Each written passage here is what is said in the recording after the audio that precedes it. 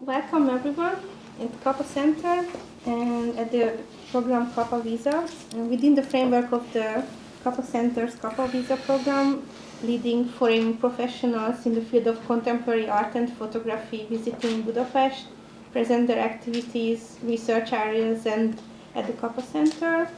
And the aim of the program series is to create an opportunity for knowledge exchange between international and Hungarian professionals, photographers, artists, heads of institutions, curators, independent professionals, writers and editors.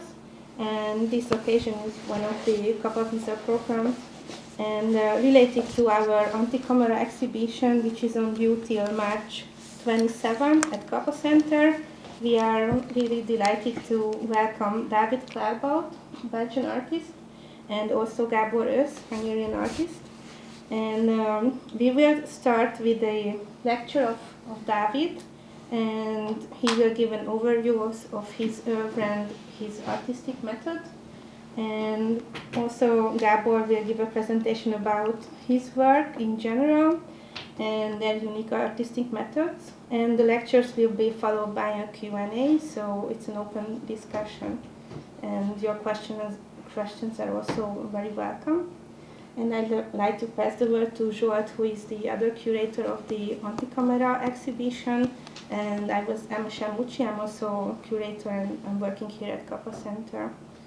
So this is the second time when the two artists is presenting each other's work for an audience. The first occasion was 4 years ago, nearly 4 years ago, in the Maimano House, which was a kick-off of this project.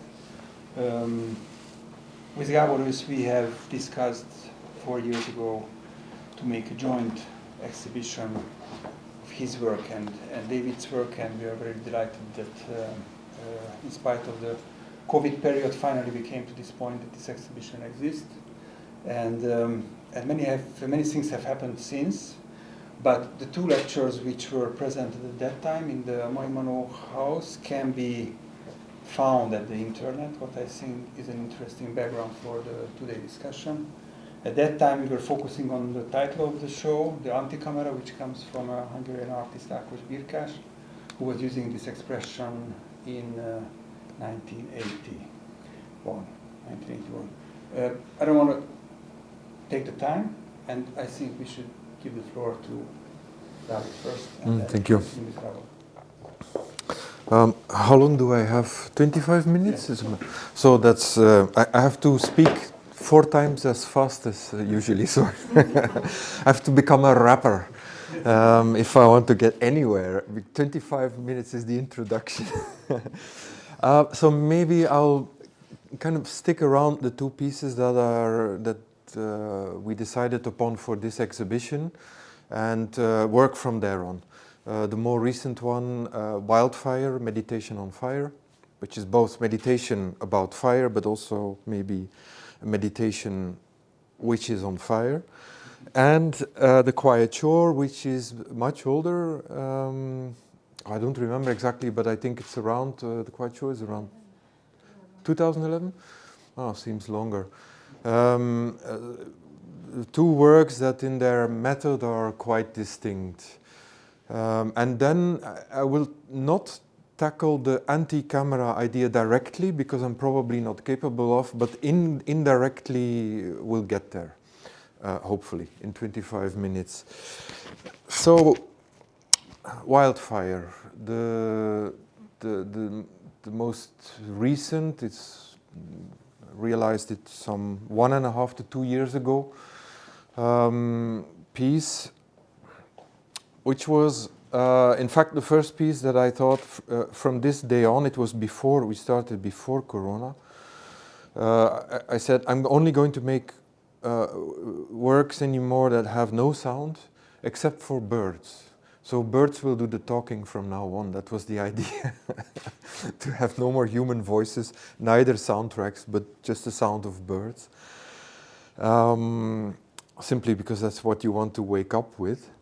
And I'm sticking to that promise. The next 2 pieces are with birds, but in between I've made other works. So Silence And then a little bit of sound at the moment where the image in the film goes back or relaxes into some kind of normality, a scene with a lake and a bit of water, and a fly can be seen passing over, but really not much, nothing directly narrative. Until then, we go from this whiteness, from this daylight, back to green. We could call it a green wall. It's also a square format. That has its own reasons. That has got to do something with the presence of so many trees.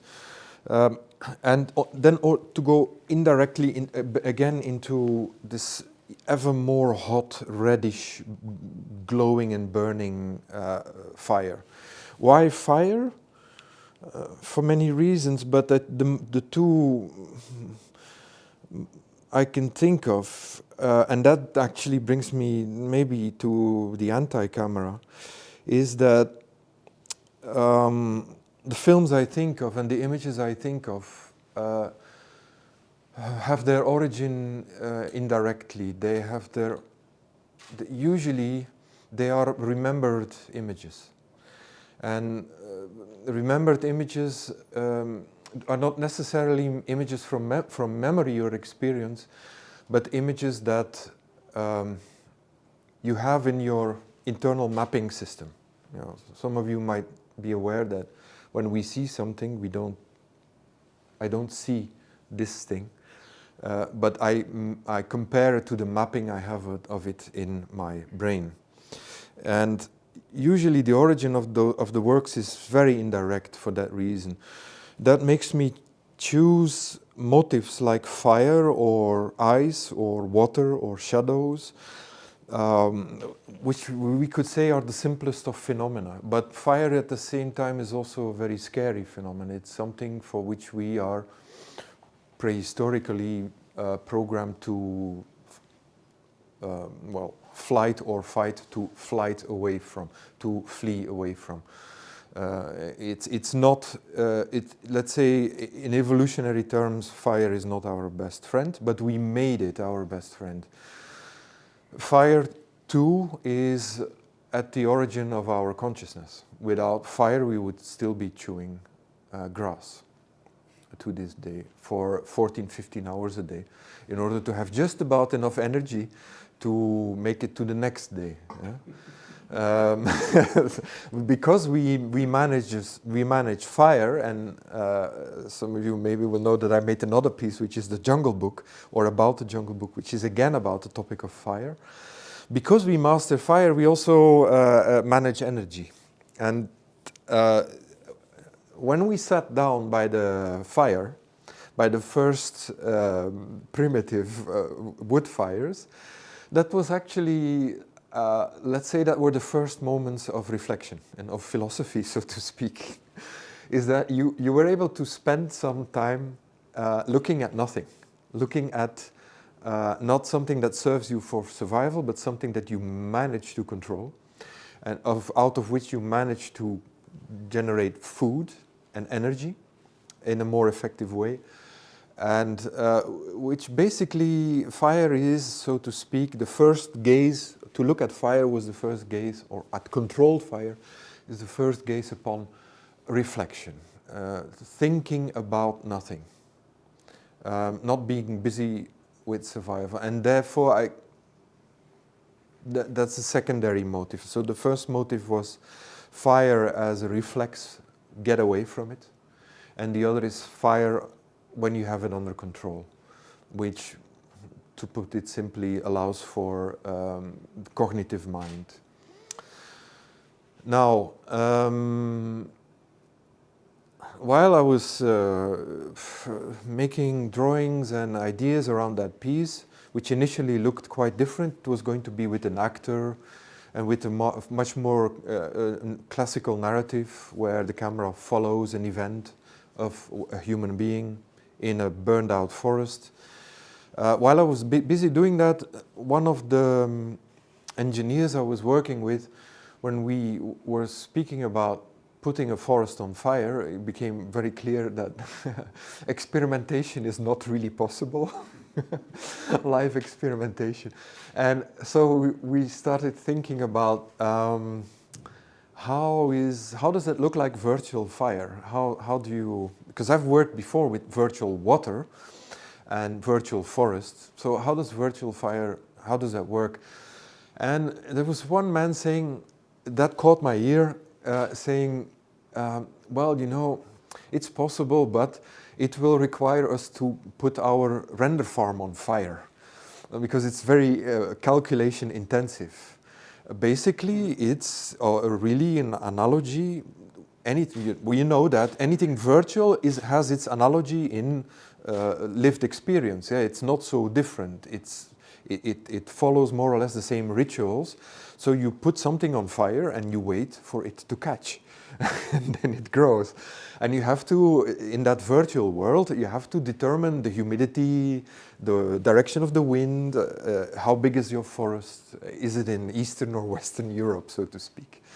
Because that all determines the different behavior of what the algorithm will then do with the fire. So once we got that determined, so we had a number of actors, which was a catalog of 50 trees. We start building our forest and we put it on fire virtually.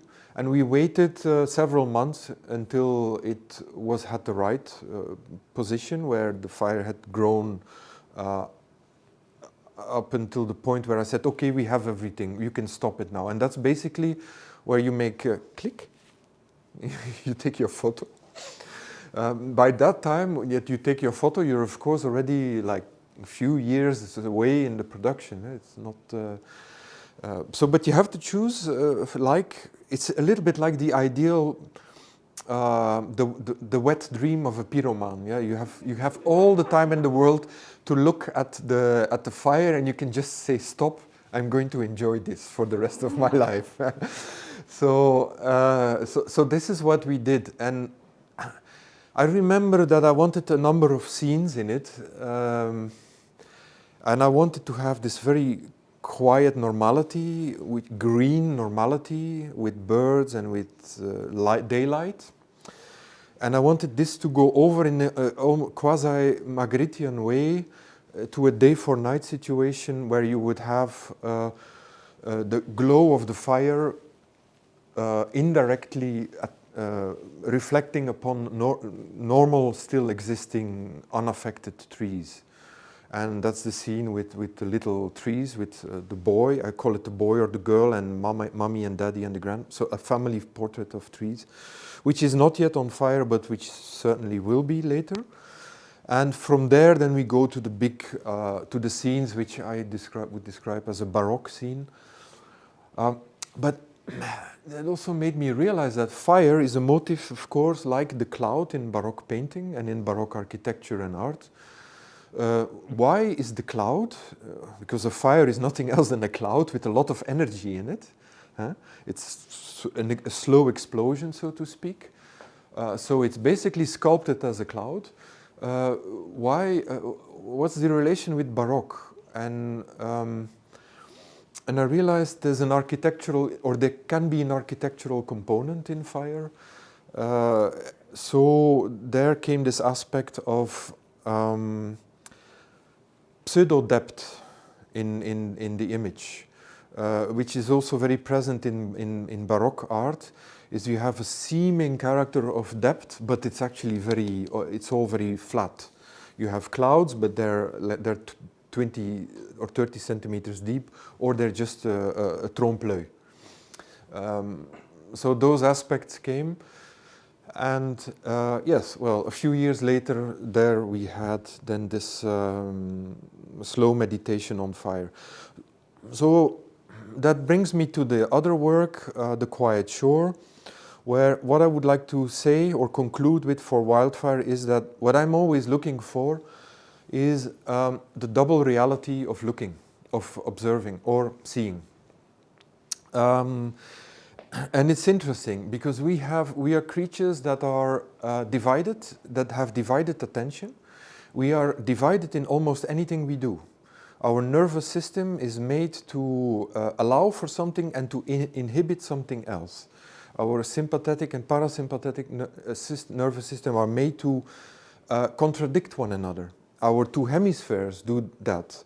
They are there to provoke certain communication between both, but not necessarily allowing all these processes to happen.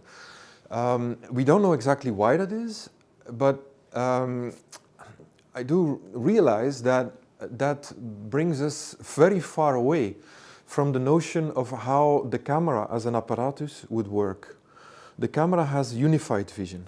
It has a single lens.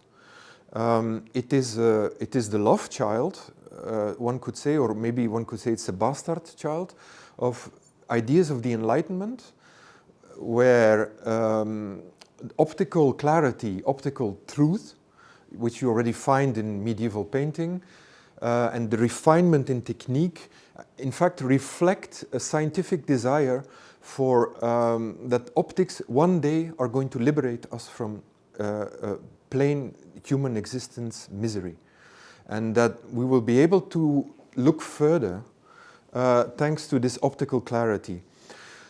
So we have in one hand we have the Enlightenment, the other, I call her the mother of photography, is the Enlightenment, and the father is Industrial Revolution, around the 1830s. And they make a baby, and that's photography.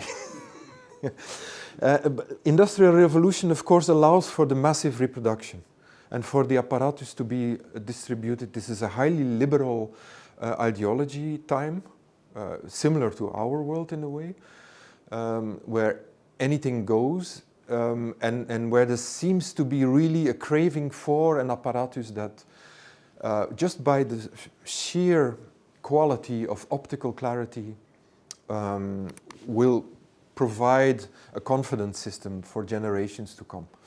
So that for the camera. But what's the problem? The problem is the camera has a single eye. And so I will do it with just a gesture, a single eye. So my finger is pointing upwards.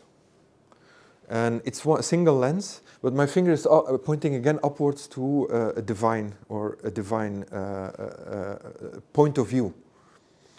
When I do this, we have two. And when I do this, we are in the binary. And this is actually much closer to our human nervous system. The idea of the binary, which has allowed us also, I think, for great intellectual and technological advancement, is to control everything concerning the binary. So my fascination with the camera is, how does it relate to visual culture, and what's the relation with us as divided spectators or divided onlookers, who never are in a unified field like the camera is, and who are always, I would say, struggling, but we're always contradicting. Looking is contradicting. We're always allowing one thing and then allowing for a second view or for something that contradicts it. And then also the question, why is it that we identify so much? Why do we allow to think about the camera as something that's very fast, an intelligence that's very fast, very rapid, automatic?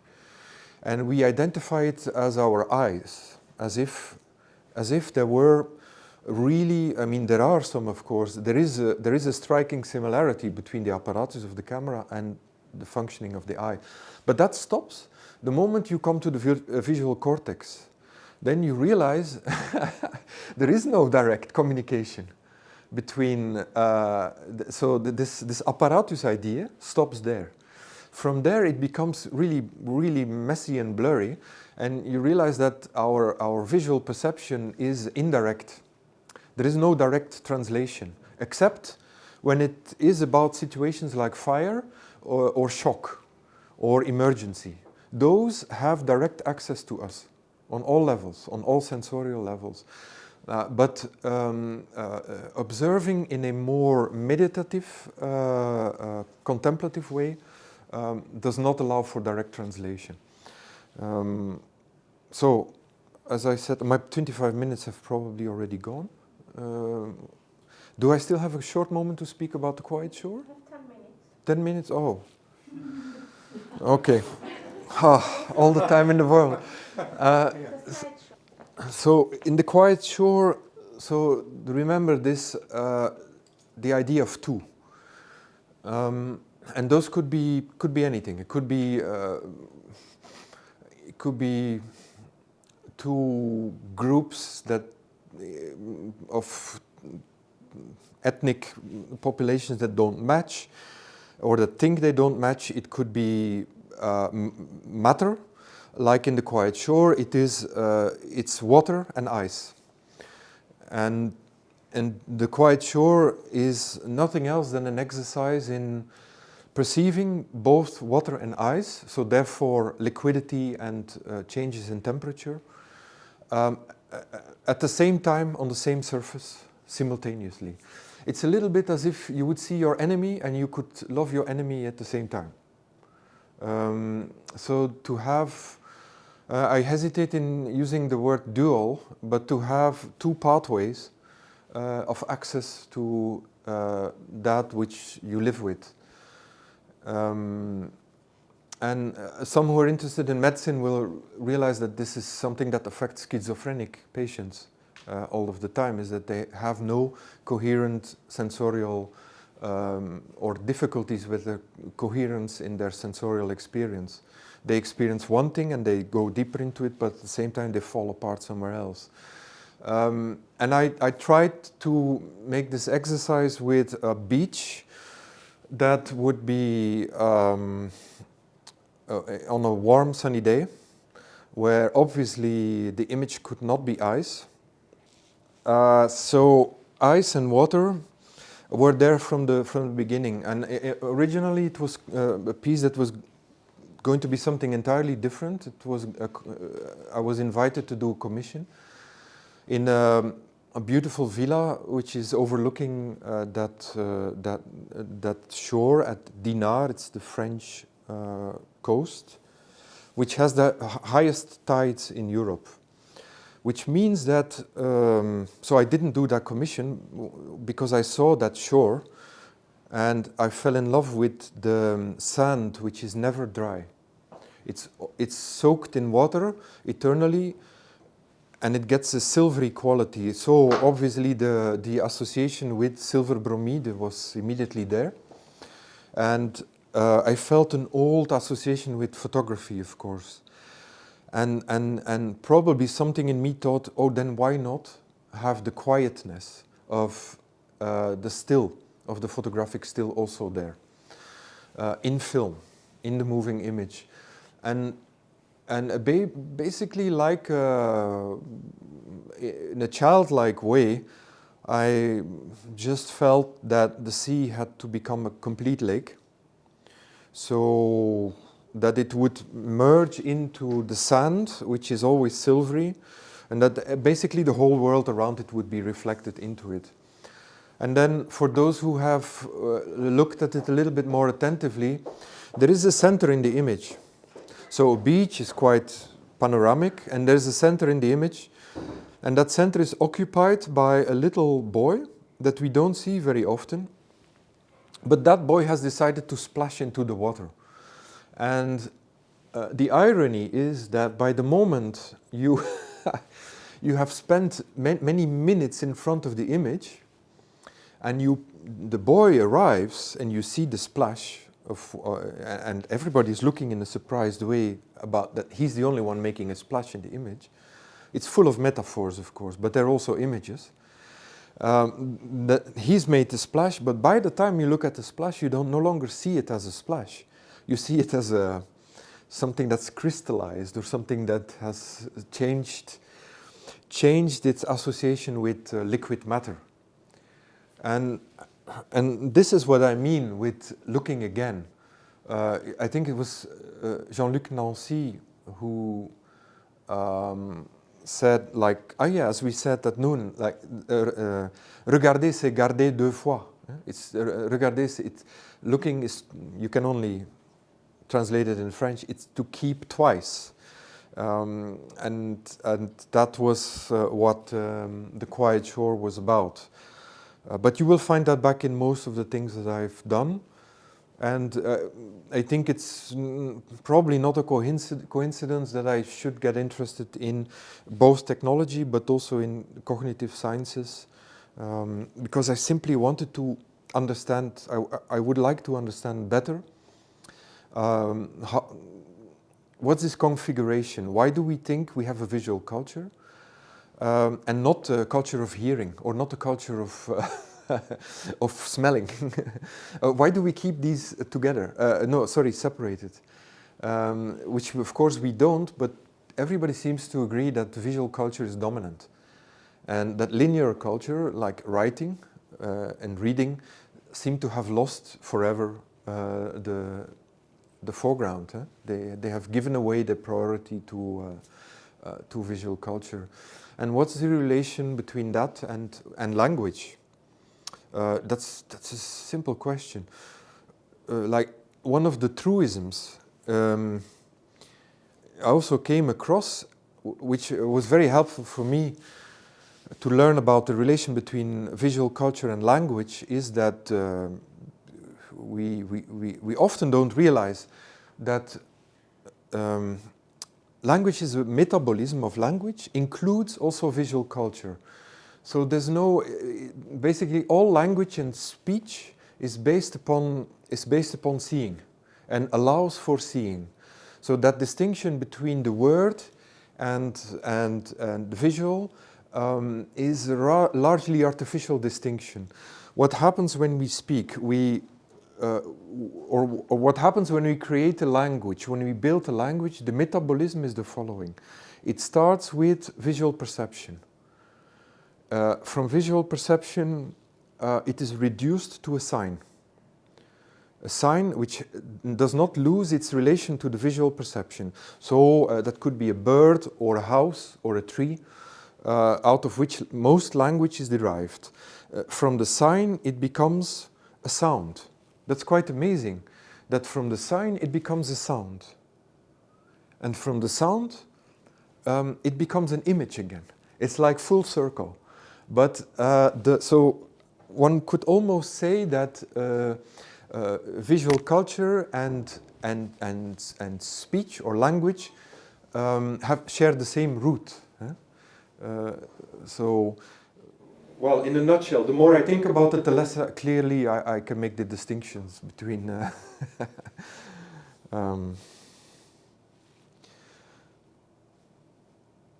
So, yeah, I mean, I can go on for another 2 hours, but I was thinking maybe I either leave the floor to you or I open up to some questions.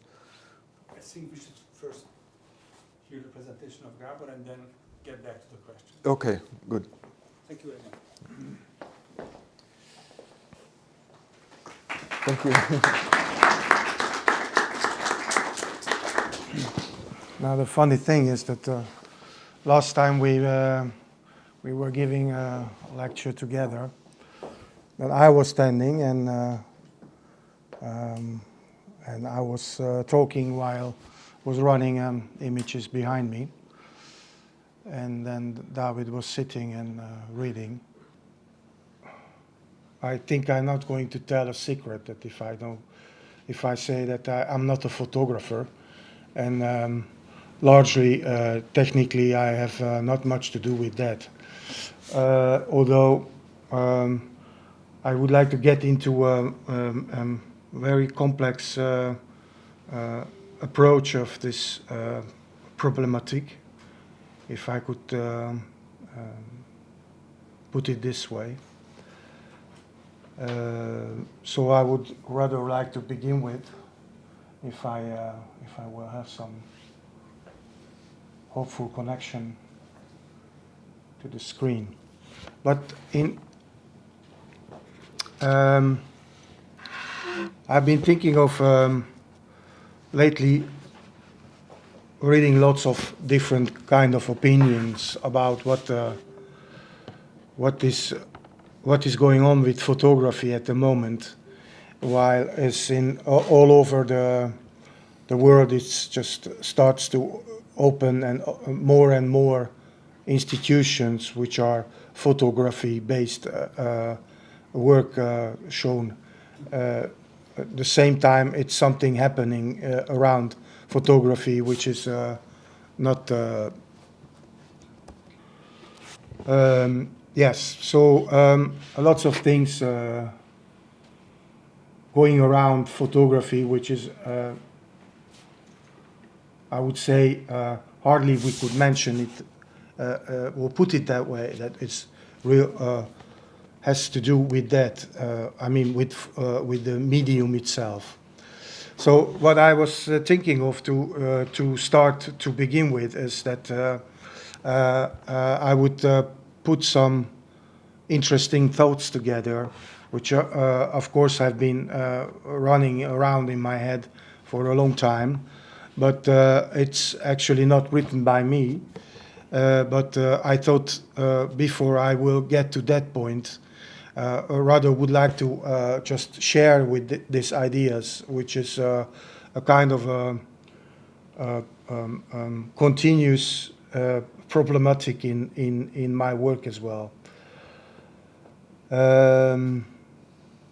So I would like to start with my ideas concerning the concept of anti-camera. Anti with another word against or opposed would be reflecting on the conflict where today camera got into trouble. Since camera refined and increasingly produced, integrated in other technical devices, image making outnumbered and reached that state that at some point overwhelmed reality. In the meanwhile, camera become the big brother and the whole world is monitored, checked, controlled, and being watched. From observer, camera step into the position of betrayer. It has never been so many cameras destroyed to be invisible from it, or for not to be seen by it.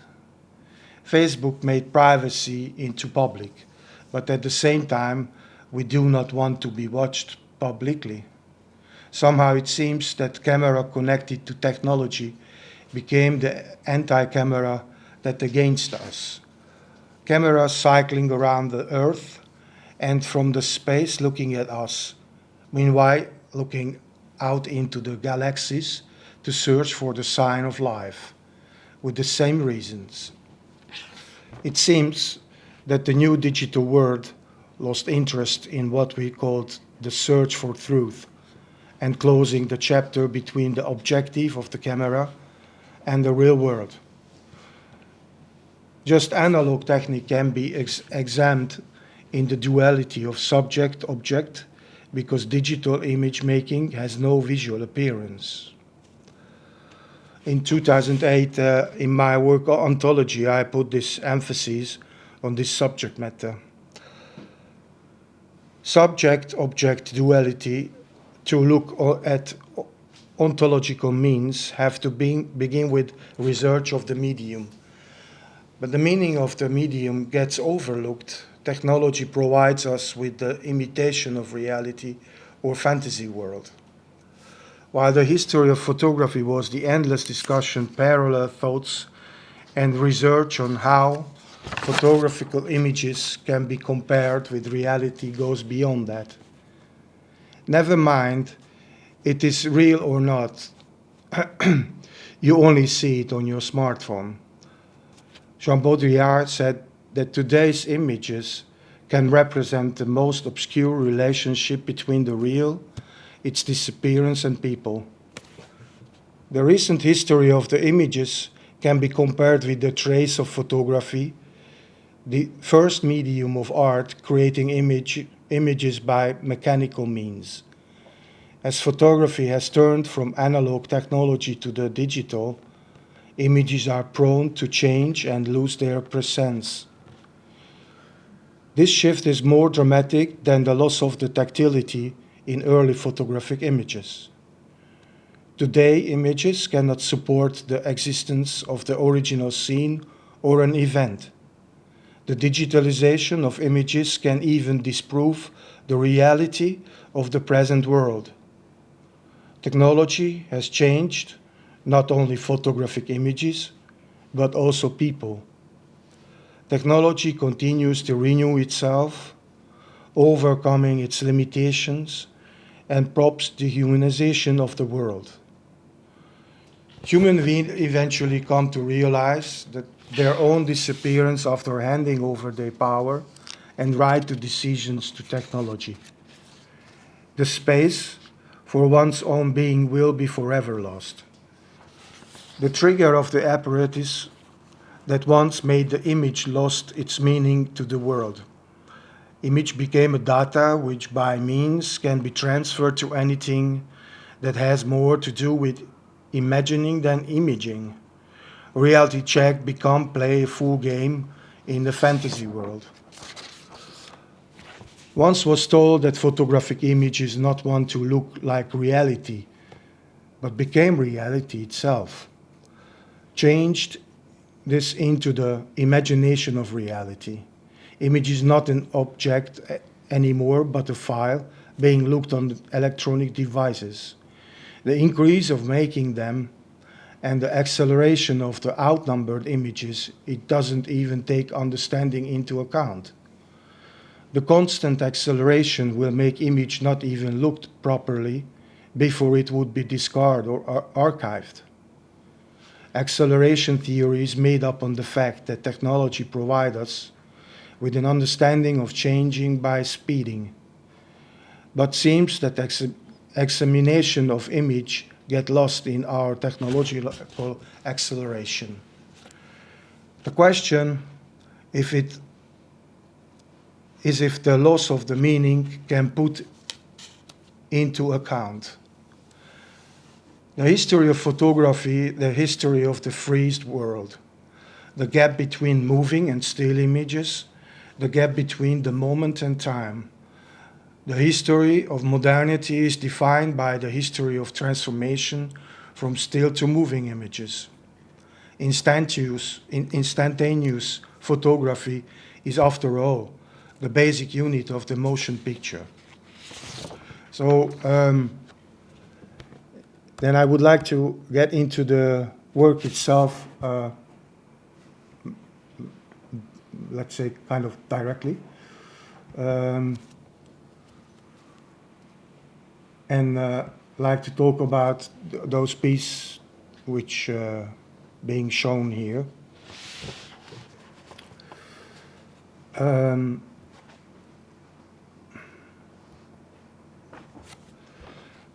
The series with the working title of Passive Movements comprises several screenings. In the three separate installations, the projectors not only features as functional tools in the space, but also become constituent element of the installation. The rotation around the axis and the moved on the rail from right to left or back and forth project an image of themselves.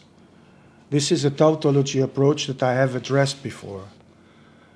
In a monolithic program that may seem at first sight minimalistic, the projected image is none other than its self-image of the projector undertaking the projection.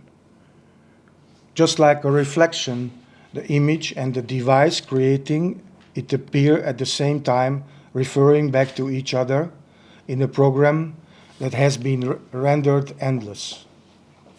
The loop, that is the image that returns into itself, express the cyclicity of everything. The projector does not convey images from a single statistic point in the usual manner of a projector. Rather, it performs a kind of repetitive motion. Strangely, however, the image of the projector shown in the projection stays in one place, an impression of motionless, is created. The static image of the world in motion. The technical explanation for this is that the movement appearing in the image is just the opposite of the motion of the projector, so the impression of relative immobility is formed.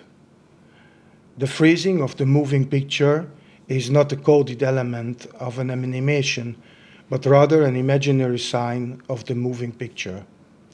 The attempt to extinguish time is the magic of the enduring nature of the passing of things.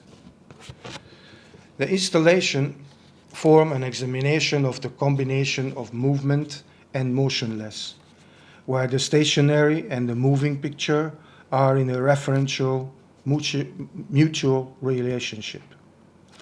Photography or film expresses time, doing so in a philosophical or notional sense too, with time being interpreted in a historical, fictive, cyclical, or even linear form. The motionless of the projector shown in the picture is not the presence of the moment, but the relation of the concept, as the projector's still image is just a glare, an illusion, or an impression for the still image. The invisible motion theoretically shares the semiotic of the motionless of the photograph with the analytical approach of the sign.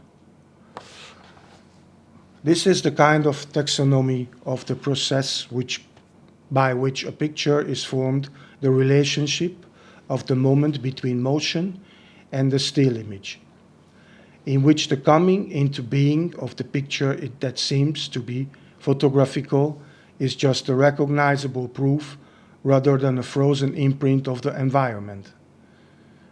The methodology of the still image becomes one with its in fact a moment of movement. The snake bites its own tail, and we witness the cyclical and linear simultaneity of the kind of a craving. The resulting situation is contradictory in many respects, but these are not pairs of opposites, but rather forces acting upon each other, in which the opposite movement of one motion indicates motionless. As a result, the motion picture seems to disappear, and out of the photo comes a seemingly endless illusion of a familiar moment. An examination of photography without its visual presence is not a critique of the medium, but rather an expression of the fact that communication, representation, and information in their traditional formal variables and the place of the image tied to the reality are replaced by the methodology of the virtual representation. Photography constitutes the relationship between light and chemistry, and the aspect of the optical reality now seems to be lost in the possibilities offered by digital technology. Right time, because I would like to get to back. I would like to share some thoughts about the other piece that is in the exhibition at the moment, which named The Image of Light. The camera obscura may be the most original and manifest device for achieving a transformation between reality and image. Light travels through the hole and comes to a place where there is no other sign of lights. As it processes through the hole, light undergoes a magical transformation, resulting in an image, an undistorted and real two-dimensional version of the space. The picture, therefore, is more than a mere object. It is a phenomenon, the magical transformation of light, signaling the transition between dimensions. Dreams, which are also identified with images, are identifiable places of fiction, Pictures, meanwhile, are a sign of a being awake, of having a feeling of the world, a spectacle that easily has us believe that we are understanding everything. Knowledge of the phenomenon may go back as far as the time when the humans formed the notion of living space and began to distinguish between the exterior and the interior, resulting in the concepts of the outside and inside. Yet we still do not know how the principle, the phenomenon, operates. Light, therefore, is not only a state of lightness, but also a source of visual information about our environment, which we experience as a projection of reality. This is the moment before the photo is captured, when light transmits at its own speed the image of time tailored to earthly existence. All images are a means of communication, the result of a process of mediation of both an intellectual and a technical sense. Digital images are spread by way of codes, becoming images on a computer screen in consequences of a metamorphosis.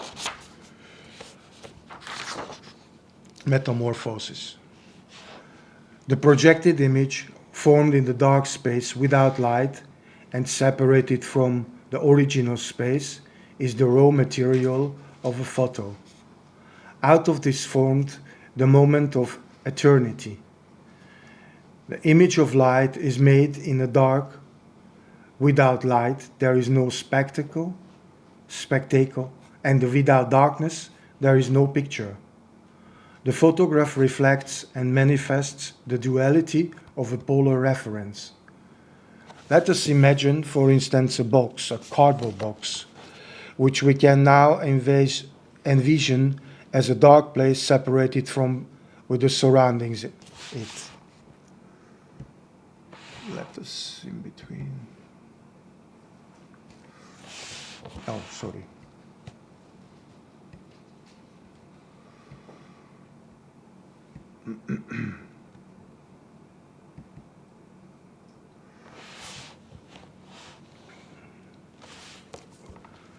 When a small hole is made on the box, the concept of the image mediation arises. In the box there is a darkness, and so an image of a surrounds is introduced by way of the small hole. And this is the place of a picture, then logically the concept of the camera comes into being. However, by hanging a light bulb in the middle of the box, we can reverse the direction of the transmission. The camera is replaced by a projection, giving rise to the possibility of the exterior and the interior being images of each other. In this experiment, aimed at interpreting the concept of the light and image, the image of light is at the same time the source of light. In the ontological system, the subject of the picture is the light bulb, whose purpose is to emit light, and its own light serves to present itself in a line with the logical idea that for every image there is a need for light. But the picture is not the sum of the available light, for if there is as much light in the camera as in the exterior space, an image cannot come into being. That is, the image of light consists of much less light than does the light itself. The image of the light bulb is not the actual light bulb, and so it is light is not as great.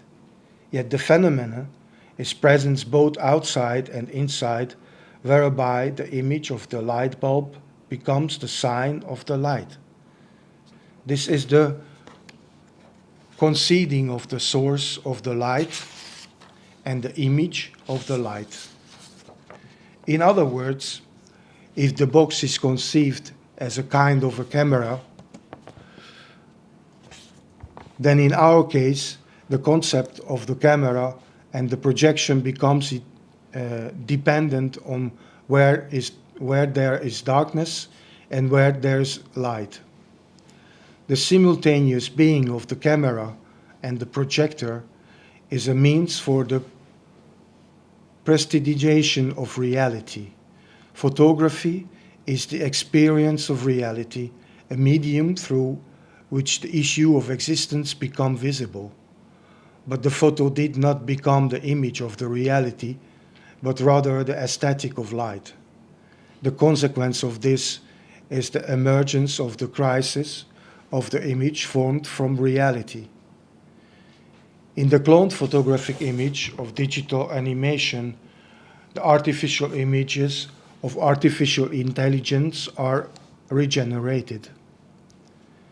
In the consequence, picture no longer seek to define reality because the direct relationship to time has been lost, and impersonal intelligence has no shadow as it does not arise out of light.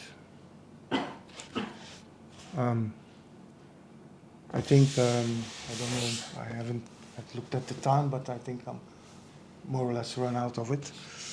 So that was all I wanted to say about these works.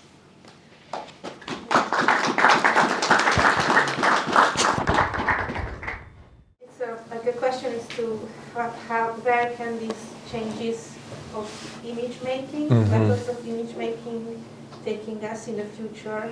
And what can be the future of photography and? Okay, so we've talked about we've seen the objective, we've seen the lens and its relation to light. And of course, we've seen the market that was exploding and allowed for this to become a dominant visual system. And so I think if you want to look into the future, you always have to look into the market. Otherwise, you're not going to find the vehicle of your developing technologies. And from there, it would seem that so the reliance on light, I think, goes out the window at one point. The question is, what is it replaced with? Is it reliance on information?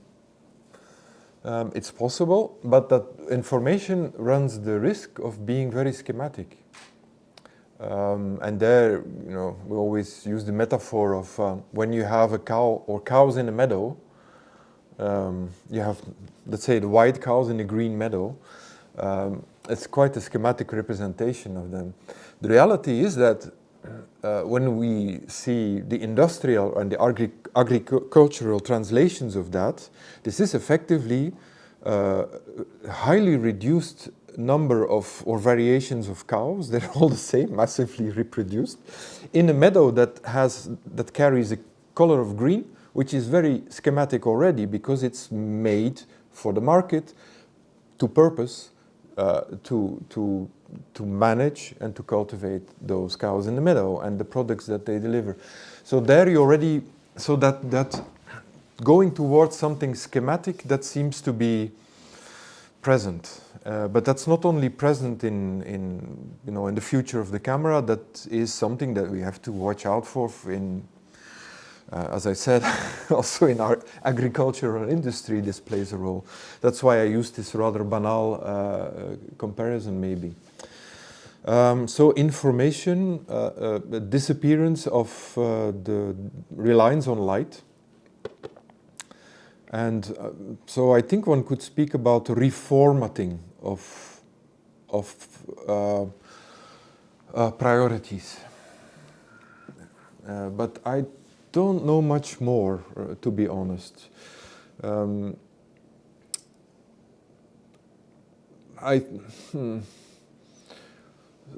There seems to be a struggle when we look at the history of photography. There seems to be a struggle between this. When we would look nowadays at our nervous system, we would think of it as a network.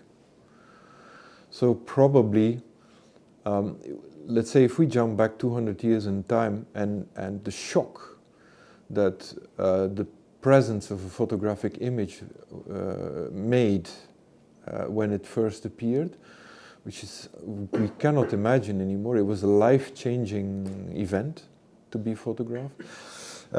This seemed like a world apart from, today we would look at it in terms of an image is a production of something made from a network, a neural network. Algorithm working together with your place on Earth, with a little lens, maybe, with a number of things producing what we...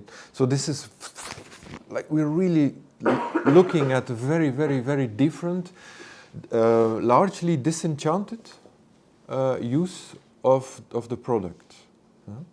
So enchantment was, of course, very much the reality of the day in the early days of photography, to the great dismay and depression of many painters, because they had to reinvent themselves. But if you look at the history of painting, then it's clear that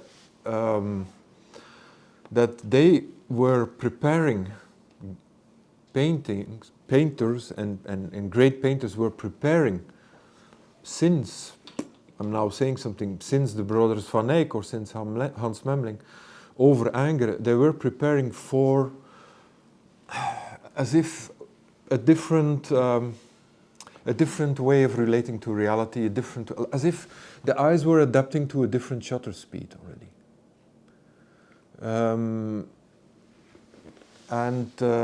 So photography was long prepared. It was something that, you know, as I said, that was born out of, first of all, revolutionary thought, Enlightenment, and of course, the Industrial Revolution. So, did that more or less answer the question? And you just mentioned painting, and both of you have like a background, academic background in painting. And my other question is about how do you use these skills and deep knowledge of this like old classical media in your media work? So this question is for both of you, since we're same background. May I? It's just also reflecting to this technical changes in photography is that it's good that David mentioned this. The concept of painting, which is, photography is not came out of the blue. It's of course camera obscura and lens technique was already introduced to the painting a long time ago. It's already before photography has appeared on the scene. Painting was experimenting with capturing basically photographic images by making them hand, but in fact many times using the same kind of methods. Of course, this was more or less not the subject, but it's more or less the technique which is slowly get into the photography, and as you David said, that painters had to reinvent themselves again. It was, I think, for many of them, it was a great relief that they could get over the figurative narrative, and they could get to look at image on a very different way. As photography went on producing the mapping the world actually around us. So the overcome from one to the other, because eventually that is made that painting got less interesting as photography. It took about, I don't know, 100 years, but eventually, even if, I mean, photography is not only art, that's also a great difference, that photography is mapping the world in all kinds of level and narratives and subjects. So it means that the complexity around it is far more different than was with painting. But painting is, was an artistic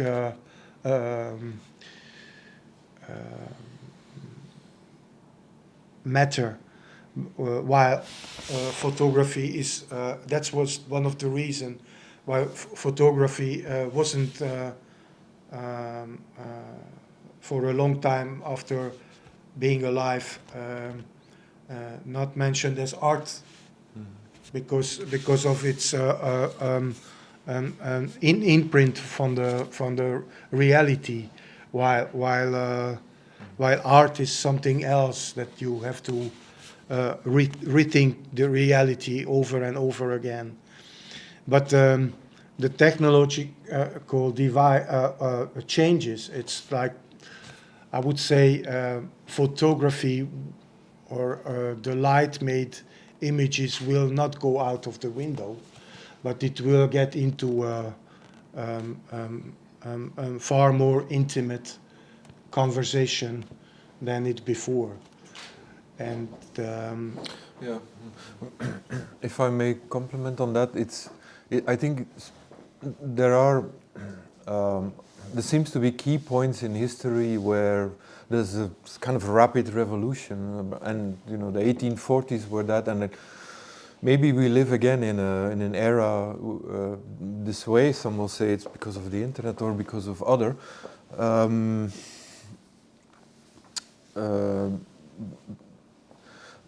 But yeah, this indeed invites for a few blinking with the eyes and refocus, and understanding that that maybe, like for generations, the focus might have been a bit too strong on something when understanding photography, and discarding something else.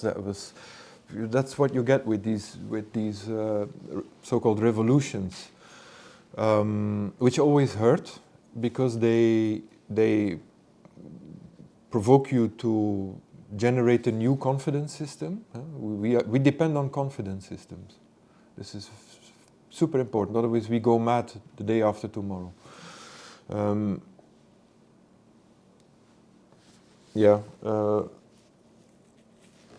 But you also, part of your question had to do, wasn't it with métier or with skills? Yeah, like your painting skills. How do you use this knowledge of this old classical media while you're working on the media projects? Yeah. Well, slowly, but when you get the occasion, I mean, now I'm really speaking out of artistic practice.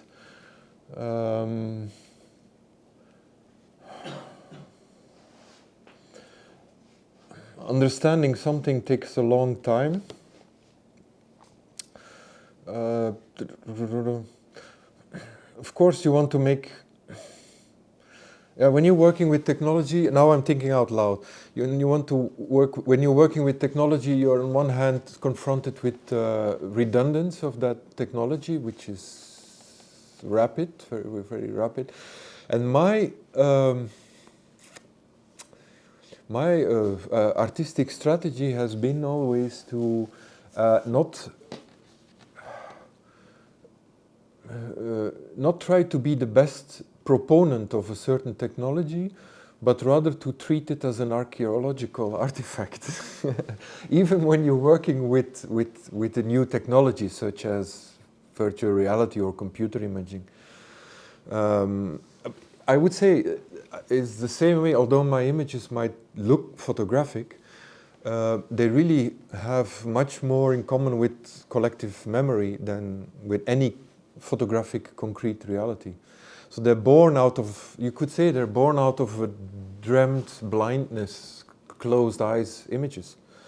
They're born out of that rather than a place where I was simultaneously with a camera and a situation at one point on a geographical location on this planet. You know, it's rather dreamt up images than or maybe dreaming might not be the most apt. And so it goes also, I think, with métier. When you are dependent on technology or on this métier, all you do is try to be its best translator.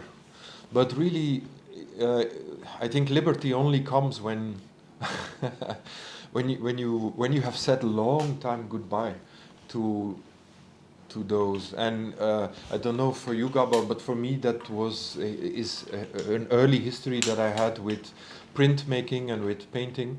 Less with painting than with printmaking, but of course with art history. I was very early on drenched into art history, and any young artist who lives through this as intensively as we do comes out totally depressed, because you come out at the end of history. You blurped out at the end of history, there you are. And so each and every one of us has that. And my personal savior was to accept that there did not have to be any kind of camera production, but that instead of that, a re-embracing, re-embracing of the work of others, which risks to be discarded in history because of many reasons, because it's black and white, because it's crumbling out in time, because the fashions are different, and to save it. That's how that was where I come from. So I would also, I think,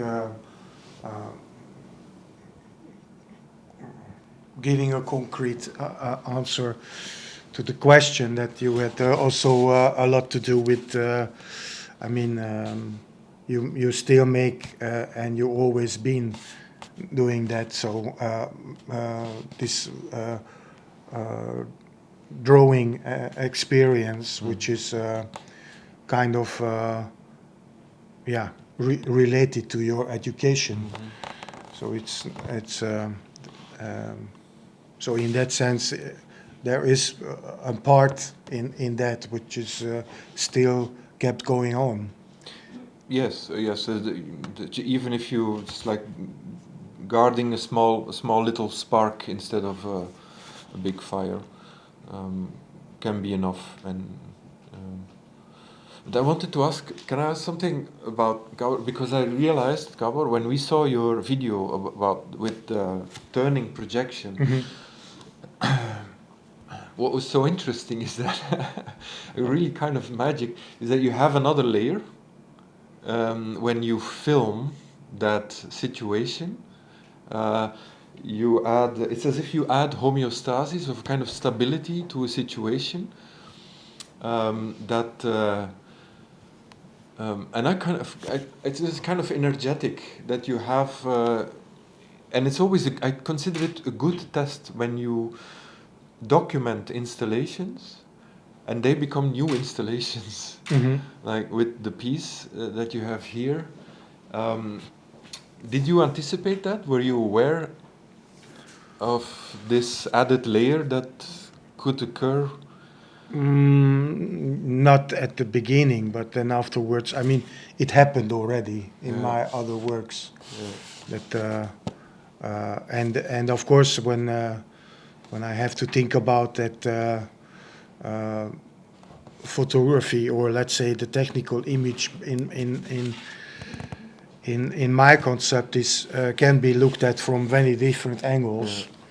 Of course, that were angles like the image of an image, right? Which is the very common thing of photography. Yes. Like how you say, a hall of mirrors almost. It has when I saw it here, I thought, oh wow, this can eternally, you could eternally multiply it. Yeah. And that's interesting in relation to the image, because often it has been said that postmodernity was a way of arriving into the situation of Hall of Mirrors, where you actually you get nothing but reflections, huh? And your installations in a way allow for this. They allow for, it's almost as if you're looking into a mirror of an image, and it doesn't matter what image you see, but you see the activity of the mirror. Huh? I don't know if I get that right, but I mean, yeah, there is a, of course, there is a layer which exists, as you say. I mean, for me, it's the very emotional, I would say, part of it, which I mean, there's a voiceover, which is not contradictionary, follows this word, but it's more like just by chance it's propped out of my head. When I saw the first time this turning work, cycling around my head, and so it. Of course, there is a very strong relation to that point where it was started. That it's the meaning of stillness. It's just it's just like the photography had a bad dream, and yeah, that brings me to something else. Maybe that there's this meditative aspect in the exhibition, and this is always, I mean, that any filmmaker or photographer will know, is that when you think of frequency, the idea of frequency, like if you have a projection, you are dependent on a certain chronometrization of time. You have so many impulses per second. And this seems to dominate anything we do, whether it's this or the screen or the light here in this room. And that in the middle of that, you are invited to feel a certain stillness. A stillness which is, I could almost describe it as organic. As if it's resting. Not frozen, but resting. So maybe the job at hand is also to, when you look at those technologies, to liberate them from their dichotomies between high frequency, let's say fast movement, and slow moving, or slowing down, but to have different temporalities. You know, not just different temporalities in the terms of a sum of temporalities, but to create as if you can see through it towards a certain meditative state, a state of calm.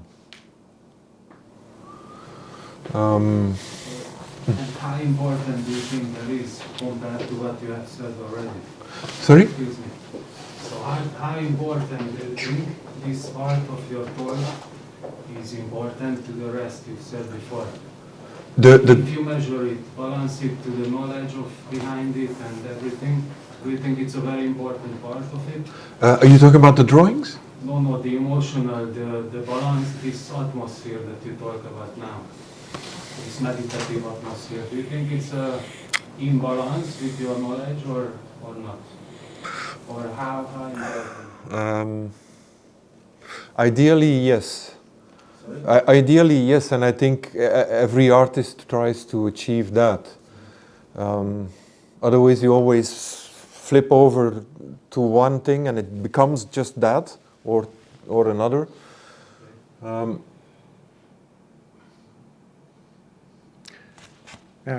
you. There is another trigger in this, melancholy. That's another thing which I also often have thoughts that I would like to share with the idea of melancholy, and it's yeah, it's just seems to me that when you're thinking about the work which is there, then as you said that it's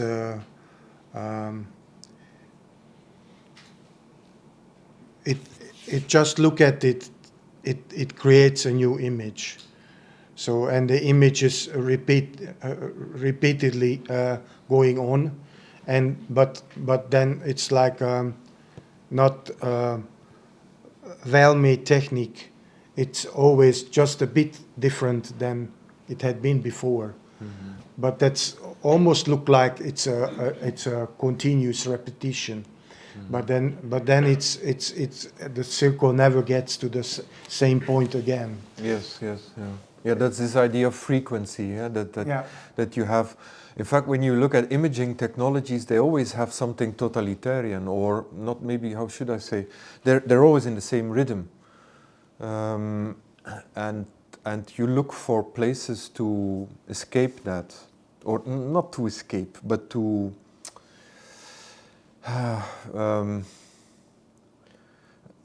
You work. This is why, at least, I like to work with video technologies, is because they have something highly determinative. There's a beginning and there's an end, and there's so many images per second, and then there's this illusion of animation, and still in between that you can operate towards something else, something that is a state. Which can be pretty hard to describe, huh? But at least that's the. It's like that in cinema as well, although. Well, I'm personally do not feel invited to in relation to cinema, is that I find the experience very often, except for great cinema, for great art. Very often too much thrown back into the own egocentric psychological realism. You get caught, you get carried, and you enter into a kind of a psychological cramp, where you and this is something that I thought art should never do. That's imprisonment. That's not. That's not. But except for great art, like when take for example Robert Bresson, or many others, where they actually really generate other spaces. Yeah.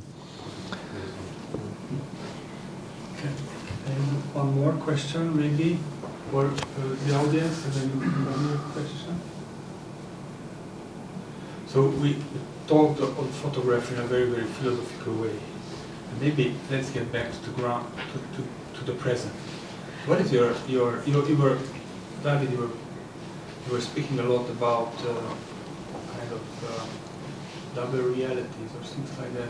I think David, Gábor, you are much more into modeling analog systems. But I just wonder. What are your opinion? What is your opinion about this kind of new images? What we are living together with, like Instagram images, mm-hmm. or media images. So what is this cloud about? Mm-hmm. Mm-hmm. Well, okay.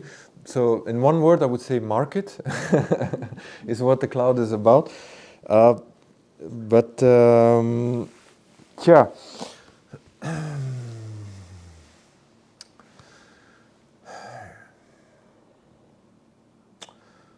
it's let's see. Is it a cloud? Is it really an overflow of images, of impulses?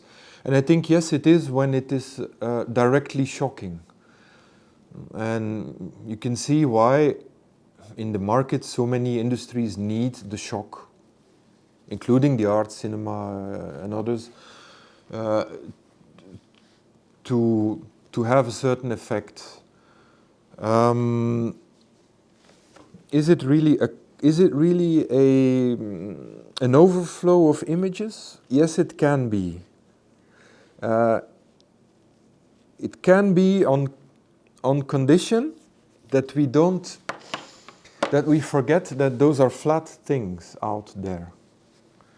That's always the difficulty, and that's also the magic about representations, is that they have this incredible they have this incredible tension between attracting us due to the reality that they're flat. Mm-hmm. We have psychological entrance or access to them, but they are flat. And I'm no longer sure if there is really such a thing as a distinction between those images out there on Instagram and so, and our own mapping system that uses them. Of course, it can and it does come across as what someone has called frontal fatigue, is prefrontal cortex fatigue from seeing too many images and not having a concrete sensorial relation to them other than via the prefrontal cortex and then via this screen. There are other realities to it which I find equally fascinating or questioning, is that actually as human beings we're programmed to distinguish between an upper light volume, sun and the sky, and the lower light volume, the earth, darkness. While actually the new reformatting seems to predict that we look downwards to light and upwards, closing our eyes and thinking about it. These very concrete, to stay with you, these very concrete changes where we see that over the course of one generation there is an ossification happening in muscles that are here, which are turning into bone. One generation. Really? And they kind of predict that if this goes on, we will be stuck in having reversed light downwards while it's up. That's a metaphor, of course. Yeah. But I think what we should realize is that, or at least what I'm increasingly experiencing in what I read and in the experience with virtual image making, is that we are creatures who are, by the means of our consciousness and by our capacity to reflect, always look twice. And we always look once inside, we will always look once outside, to say it with René Descartes. But in fact, this distinction doesn't really, I think, operate that way. There's no really outside and inside. The same with Instagram. It looks like an outside there, but actually there's as much inside in it as there is outside. I think there is a duality in this problematic. It's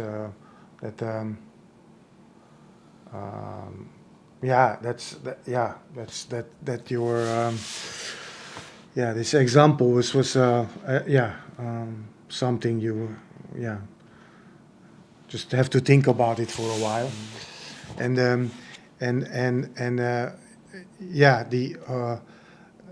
One sense you have this social media which is wants to know everything about you, and you're giving everything about you, and at the same time you have this fear of reality, which is increasing, and it's it seems like they are living in a dual life. Yeah. This is and it's like the photography was the negative and the positive, which together made the image itself.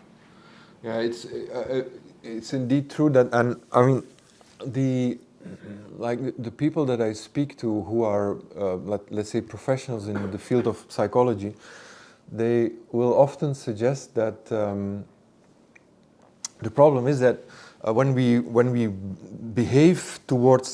relate towards technologies, we are behaving like someone who has lost his or her own proprioception.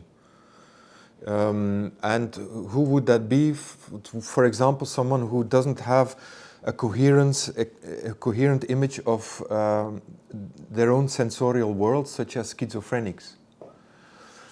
And it's kind of interesting to see that two important cultural figures seem to be the zombie, so the worker who's emptied out really only as like a teleguided object in this world without any proper program, and the schizophrenic, who would be the patient suffering from this sense of fragmentation, no longer knowing what to do in order to make a step forward. You know, that can be really hampering. So I think keyword is sensorial fragmentation, really, when we relate to technologies or imaging technologies. This brings me to an idea that always is a recurring question: is photography a revolutionary medium, or is it quite the opposite, or is it incapable of provoking revolutions? Like, very concretely, if we look at the yellow and blue images popping up everywhere in solidarity for Ukraine, I cannot help but notice that these two fields are constantly present. Is it really revolutionary, or is it actually repeating a ritual that would appear revolutionary, but that is a way of not doing anything, staying stuck? And I'm kind of hopeful that actually there is, I mean, both are always present, but I'm also hopeful, I'm really quite hopeful that also despite Instagram and despite this, all this pseudo, that there might be, that photography might be really also a revolutionary medium. And like in social crisis, it's always has this problematic of the photography, which is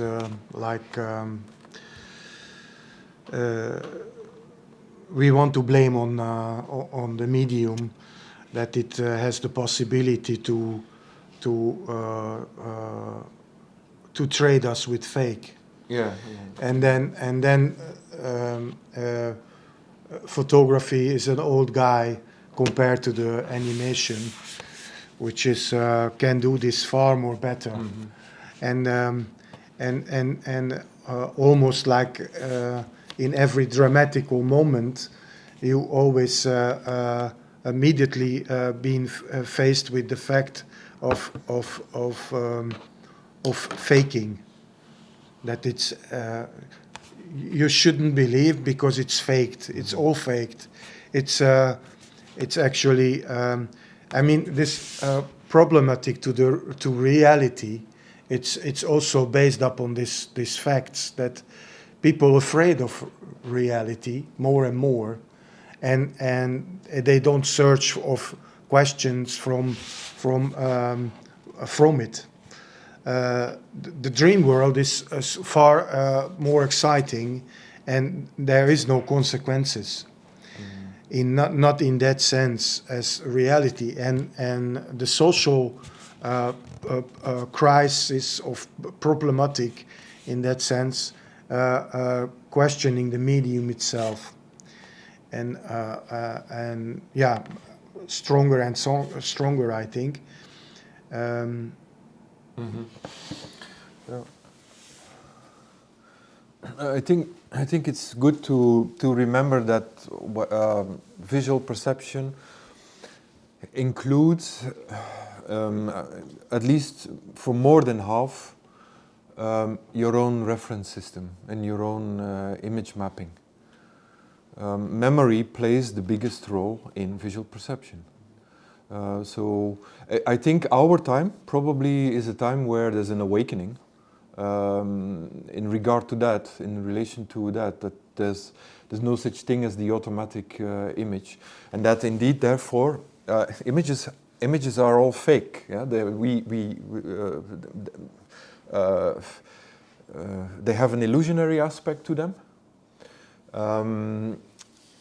But that is simply, I mean, when you look at the work of Oliver Sacks or V.S. Ramachandran, who describe all the time patients who have problems with their brain and with their perception, like the man who mistook his wife for a hat, or who took his hat for his wife.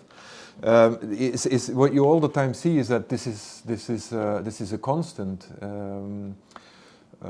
To be able to make a totality out of that, that's another question. And I think we live in a time of reconfiguration.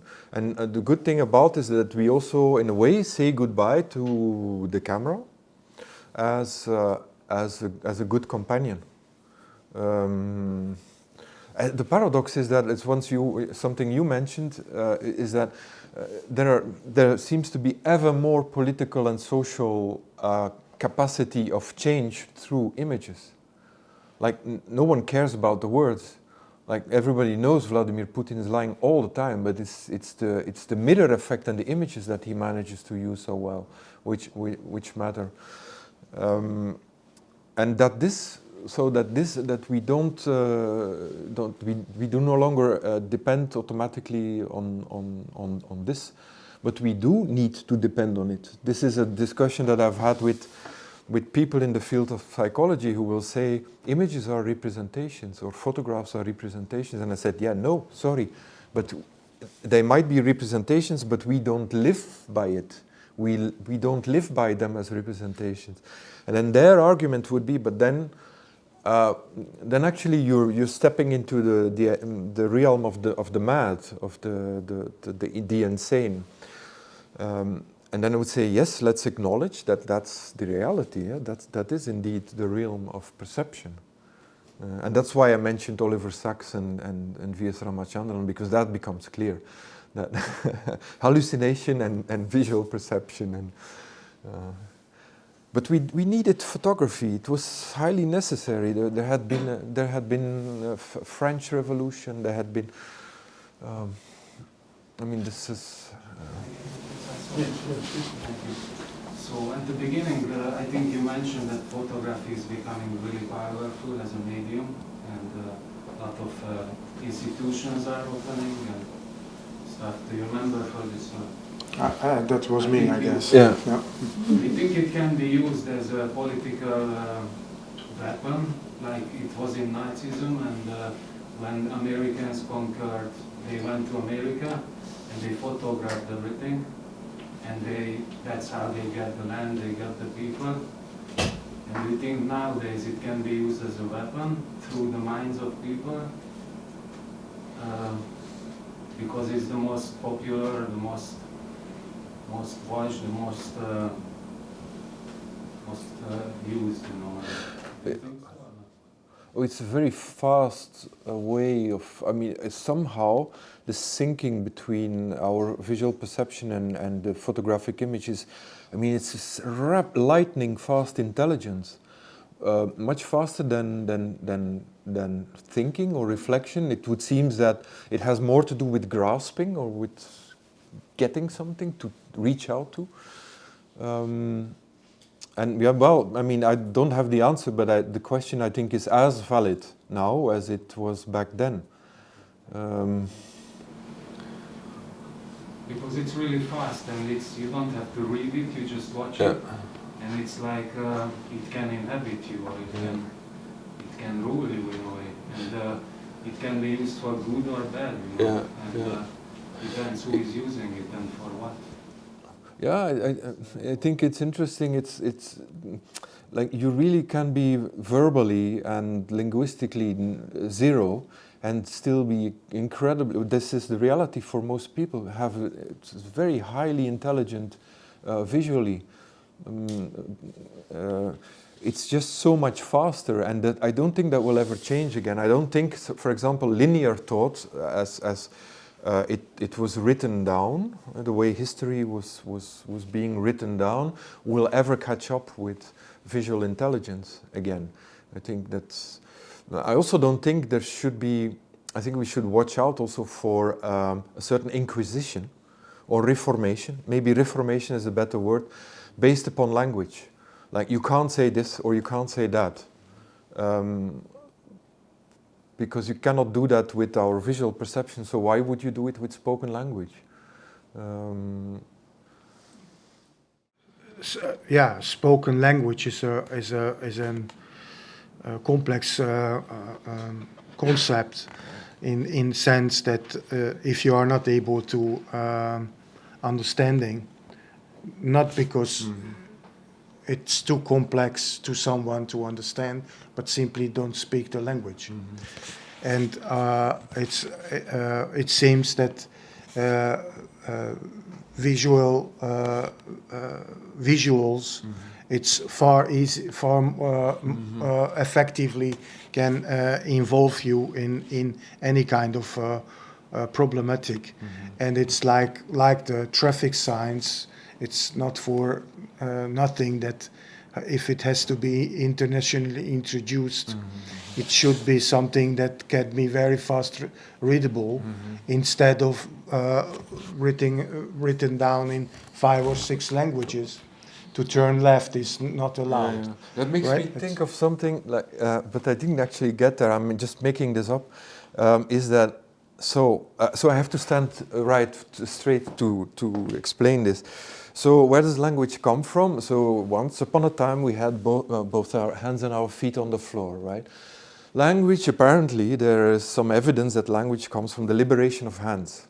We're able to say something with gesture. We're able to. We have a lot of expression possibilities in our upper body, and it moves later. It moves towards the mouth. But I didn't get any further, so actually it might perhaps move even further towards the eyes, where you, and maybe this is where we're going, where you don't actually need to say a word, but you can perfectly comprehend an exchange just by seeing. So maybe that might be correct. I know that it's correct towards up until the mouth. There seems to be a certain understanding that this is how language developed. You have the smell in between. You have the smell in between. Very important, but you know, for us, smell is less important, is because we are high up from the ground.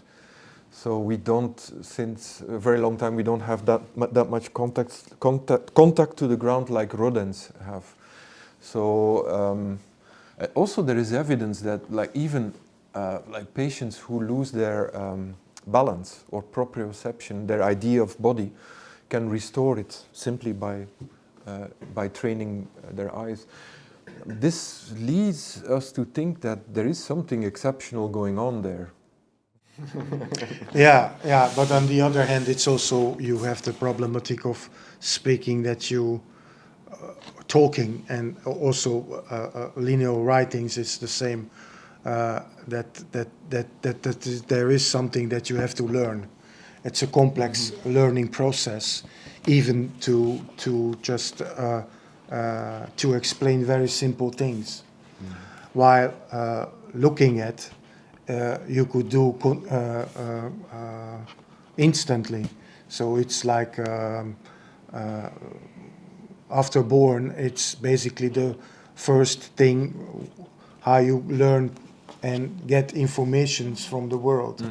That's seeing, and by seeing, you are not just seeing the things which is surrounded, you are surrounded by, but you are also learning the culture.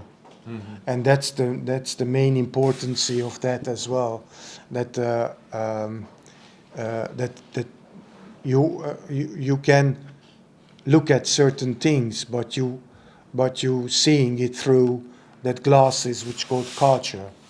So the culture is very strongly, like everybody has some kind of examples of, I don't know,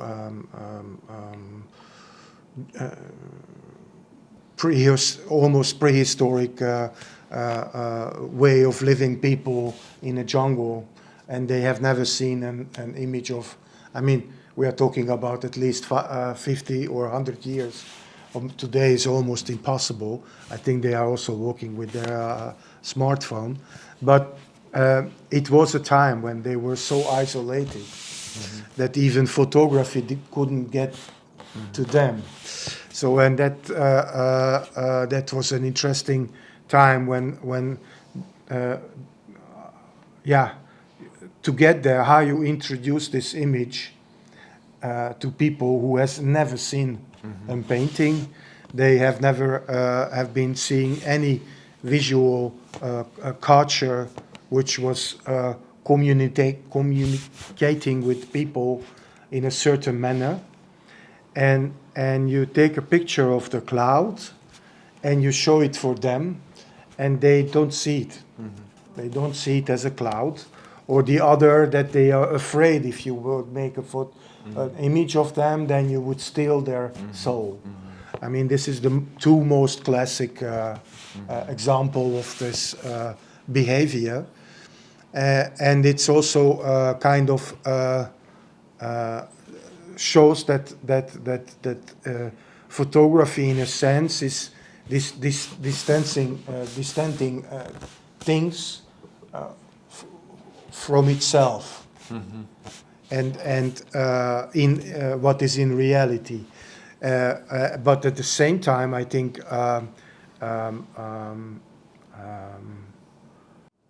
producing images with computer without using any photographical element, you are combining things as I think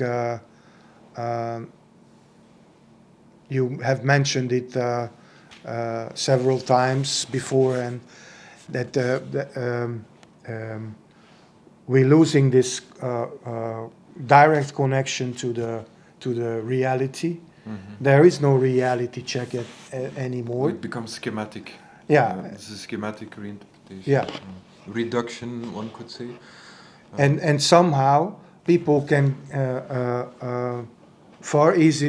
more easily can get connected with than with photography, which you think you see and you see an image of it, so you understand what am I talking about. But at the same time, it's just makes things more complex and more not really understandable, if you know what I mean. Well, thank you for coming. Well, thank you for coming.